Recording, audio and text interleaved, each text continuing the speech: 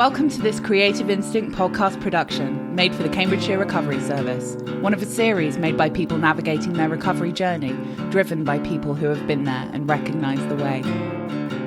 I'd reached several rock bottoms. I'd been to rehab, I'd had detoxes in the community, and nothing seemed to work. But each time I was away from home, I learnt something new. The relationship with my mother in particular was pretty toxic on my part. I didn't want anything to do with her. I didn't want her near me. And there wasn't anything that I could see that would make that better, because we'd reached a point where she didn't understand what I was going through. I didn't see that what I was doing to her was an issue or a problem, because it was easy to blame my mum for everything that was happening to me. I lived with my husband and he was very distant from it, because he could go to work, he'd come home, and I would just isolate up in the bedroom and ignore him. The one person I craved to contact was my mum, and despite doing all of that, I still was having feelings of, you don't understand, you don't know what it's like for me. Why can't you see that I'm screaming inside? I'm looking for something. I want the affection, I want the attention. What is it about this that you don't actually understand? I couldn't fathom why it was so easy and clear for me to see. I had to put a substance down my throat to make me feel anything, or to make me go to the point of blackout where I couldn't remember anything. I didn't want to feel, I didn't want to hear any platitudes, I didn't want to have a discussion. I just wanted a desperate need for you to love me and to be there for me, but I didn't want you near me. How contradictory is that? I just cannot fathom how that works in the reality I'm in now. But in my distorted reality, that made sense. Everything made sense. And I don't think we could have had any conversations when I was away. We couldn't have any contact. I didn't even want to phone you in my second rehab. The first rehab was very different, because I phoned her every night, and it was very, how are you getting on? I'm fine. How is it going? Fine. And it was about a 3-minute telephone conversation. Yeah. And I'd spend loads of money because it was a payphone. And that was the extent of our relationship, how we got to. And then, as I say, I withdrew all consent for Mum to find out what was going on for me and where I was, what I was doing. I mean, this was over a period of months, wasn't it? It was, and I months. don't know how that made you feel, not having any bereft impact on. So it was like a bereavement, wasn't it? I was bereft. I thought, my God, I've lost my daughter. How do I ever get this girl back? That's how I felt. I thought she was gone. You know, I couldn't see a way forward at all. And I couldn't help myself. I couldn't help her. I didn't know what to do. Nobody was helping me. I was ashamed to tell people. It was just, as you say, rock bottom. Nothing worked. She would scream at me. I would just take it all on the phone and burst out crying at the end of it. I mean, I was an emotional wreck by the time we got to that stage. I just cried, and I was emotionally bereft, as I say. I was so sad all the time, really sad, and I didn't know how to get better myself. Couldn't go to the GP. I couldn't explain that this was happening to my daughter. I was just too ashamed. Too ashamed, and I didn't know how to contact. I didn't know how to reach out to her, because, as she said, she wouldn't let me. I just got the height of abuse on the end of the phone, or a letter. Letters were okay. I think when I was away the second time, I realised that I'd been through a trauma, and because I was sober enough, I recognised that I was causing my mum trauma. So it's emotional abuse, not physical, verbal abuse. And this had a detrimental effect on your mental well-being. Oh, it did. You had no emotional resilience. There wasn't anything. We were both suffering at the same levels. I was at rock bottom emotionally and physically, because my Physically you were. health was out the window. I weighed about 6.5 stone and I was just looked like death. But there was no comprehension on my part of the trauma that I was causing you. No. And I think that suddenly hit me the second time I was away. That was hard to take. You know, I couldn't believe that she didn't understand. I never actually took on board that this girl was ill. I thought it was self-inflicted. She should be able to stop. Why is she blaming me for everything? It was just horrendous. The whole time I was bewildered and emotionally disturbed by then. The game changer was family and friends. We went in and I was listening to other people because there was a lot of people there. Inertia held the meeting. And I was listening to other people thinking, God, they're the same. You know, these are people that have got issues with people like daughters or sons or whatever. But that was 2 meetings I went to and then it all disintegrated. Don't ask me why. COVID. I didn't go back. COVID. Exactly. And I didn't know anyone. I didn't know how to get in touch with anyone. Arlene, I couldn't ask her how to get in touch with anyone. There was no communication of any description, you know, any meaningful description with you. So I was just out on a limb, utterly out on a limb. My partner didn't understand. He just thought it was ridiculous. Just cast her aside. You don't need this in your life. Disown her. Yeah, you know, it was horrendous. Nobody understood. And then I was contacted. Would you like to join an online meeting, a Zoom meeting? And I thought, I have no idea how to do Zoom. How on earth do I start this? But I did. People taught me through it. And I joined one meeting, and these wonderful people that were in the meeting suddenly brought light into my life. I thought, they know what they're talking about. Good God, they've been through it and know how to deal with it. These people are brilliant. My God, I'm learning so much. Why don't more people know about this? You know, there was about 5 of us in this Zoom meeting, and I took part every week for ages. And it was an absolute revelation. And slowly, I set these boundaries. It made me realise that I could live a better life. Arlene was living a better life. And suddenly things all got better, didn't they? And I think because you had somewhere to go, you had a group of people that were going through exactly the same as you. I could, because we were at polar opposites, we couldn't have been further apart than we were. And I started to write to you. Yeah. And it was 1 letter a week. And Mum wrote back. And you mentioned in your letters very early on that you'd found family and friends and the group, and that it was giving you some peace. It was giving you a platform to express yourself. It was a place you could go. Nobody where you shouted felt, back at me for how I felt. You felt you belonged there, didn't you? Absolutely. It was a belonging. It was absolutely a belonging. They understood, and they were so intelligent about how to deal with these problems, which I had no idea about. And I thought, God, this is amazing. It was an amazing revelation for me that I could control my side of it, not Arlene's, but certainly mine, which I had no control over before. Arlene just used to shout, and I would put the phone down and burst out crying. And I think it's that level of control back in your life that you, because we always talk about the 3 C's in family and friends, that you can't cure it, you can't control it, and you certainly didn't cause it. And all of these different layers in those make it apparent to the loved ones that there is some sense of responsibility they have for themselves, not for their loved ones, because people in my position, I had to make a choice to change. I had to make a difference in my own life to instigate a recovery process. Mum couldn't do it for me, partners couldn't do it, friends, no one else could do it but me. And that breather that Mum had some support, and I had a chance to breathe, deal with your problem and deal with my issues, deal with the fact, how was I going to recover?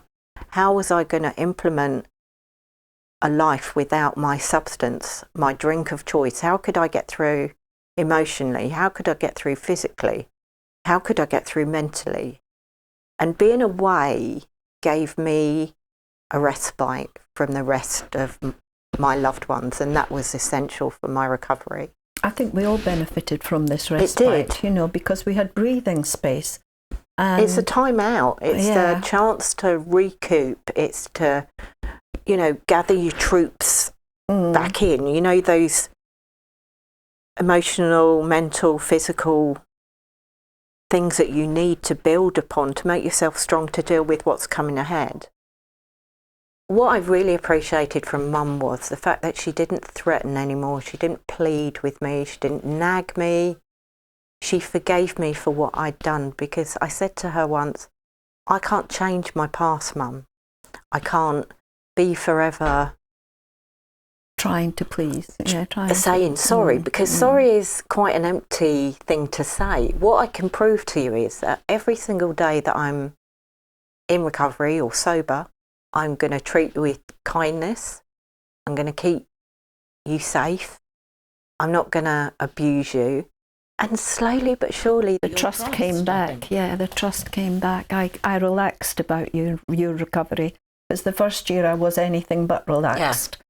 It was hard, to let her go out the door and think, oh my God, where is she going? What can I do about this? And then I took a step back and thought, she's got to do this. I just have to learn to trust Arlene. And it was a year when everything just fell into place, wasn't it, after about a year? And you were still going to family and friends. Yeah. Because that gave you that support to deal with someone also in recovery, because I think that's really important. It was a crutch for me. What do you do when your loved one is in addiction? Well, these are some of the things you can do. What do you do when your loved one's in early recovery? What do you do if they have a relapse? What do you do if they just have a lapse and come back? How do you wander through that myriad of emotions and come out the other end with a loving, meaningful relationship that's based on trust, love. But living through that with family and friends, Arlene, I learned how to be a different me. I learned how to be a different person around you. It was amazing. The help and support they gave me was unbelievably good, and I can never thank them enough. I hope it goes from strength to strength. It's needed, and it was unbelievably good for me to go there. I'm so glad I found it again, because I'd lost it. I'd been to a couple of meetings, and then, as you say, COVID came, and I thought, oh God, well, that's the end of that. I'll never go back now, and things just got worse. But the minute I started listening to people, getting advice from family and friends, which was so helpful to me, I became a different person in relation to how I looked at your situation. She had to do this herself. She had to love herself and learn to do all this by herself. And I thought, my God, but I need help. Family and friends suffer in silence and don't have anywhere to go. So if I can make building bridges the best and biggest it can be, just doing the best job I can for the people who suffer in silence when their loved one gets all of the treatment. Yeah, and we are left with nothing. As you say, you needed help and you got help from CGL, and I was on the sidelines of all this. I thought, watching and not knowing. What do I do about this? Where do I go? It was a nightmare until I discovered family and friends. It just was a revelation. Mum is critical to the success that I've had so far. It's brought a new level to our relationship because she knows intrinsically what I'm doing, what I'm involved in. I've learned such a lot. Yeah, I have. And it's been a joy to have that facility in Mum and that sounding board, but also that confidant, that best friend that you can talk to and say, not just as a mother. My mum has become my best friend through this. And Arlene's experiences and mine have helped me in so many other parts of my life. I now deal with situations much better than I ever did before. Arlene brings me down, don't you? I've said this so often to you. I can be as high up here thinking, oh my God, this is tragic. And she goes, just think, Mum, stop and think. Down, and she breathe. Does, and breathe. And that's what I'm learning all the time from her. And without thinking, this is family and friends doing their job, you know. And building bridges gives the loved ones a format to a space that's confidential, that's safe, with like-minded people in it, where they can just come and cry, they can come and tell their successes, come and tell their failures, come and say, what would you do in this situation?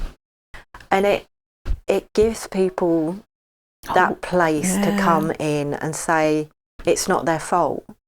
You know, they can't take the blame for this all the time. It's up to the individual who's in addiction to make that choice that's right for them. It gives a place where conversations happen without the pleading, threatening, nagging. It gives them a quiet space to give each other advice. Because what we've noticed in the Zoom meeting especially is that people will come in brand new and they'll say, well, my loved one did this, what do I do? And someone else in the group, well, have you tried this? Because Arlene told us a couple of weeks ago that this might work. If it doesn't, try this avenue. So they're even making it about themselves. They're making it about their own journey, their own experiences that have worked for them. Control, really. The control of their own destiny, the control of their own journey. You know, these are individuals who exist when their loved ones are in addiction. When they come to building bridges, they find themselves again. They find that they're not alone. They find that they don't have to torture themselves that this is the only life that they know. And that we're not doing it all wrong. Yeah, you might get it right, but that's okay too. But when you get it right, you can come back and say, do you know what, Arlene, I tried what the group suggested and it worked. Yeah. We had a situation just before Christmas. Mum and Dad were living with a daughter who wouldn't communicate with them. So I suggested, why don't you send her a Christmas card and write on it and say, we're thinking of having a dinner, would you like to join us? So an invite. And the daughter wrote them back a Christmas card and said, I'd love to. That makes a difference to people because it opens up a door for a conversation. You know, we had another one who went on holiday and their husband lapsed whilst they were away. And all of the justifications, oh, you were away, I couldn't do this without you. And this wife came back and said, right, my boundary is I will help you in any way I can, but I'm not going to put up with that behaviour of you lapsing and using me as the excuse. And they've come on leaps and bounds. And they now go away together. They walk the dog together. You know, they have a life together, and building bridges has given loved ones back the chance to say, I'm not putting up with this anymore. I'm going to let you do this, but I'm also have a life of my own. It gives them back independence. It does. Yeah. It gives them back the chance to say, I am worth it as much as the client is worthwhile living a life.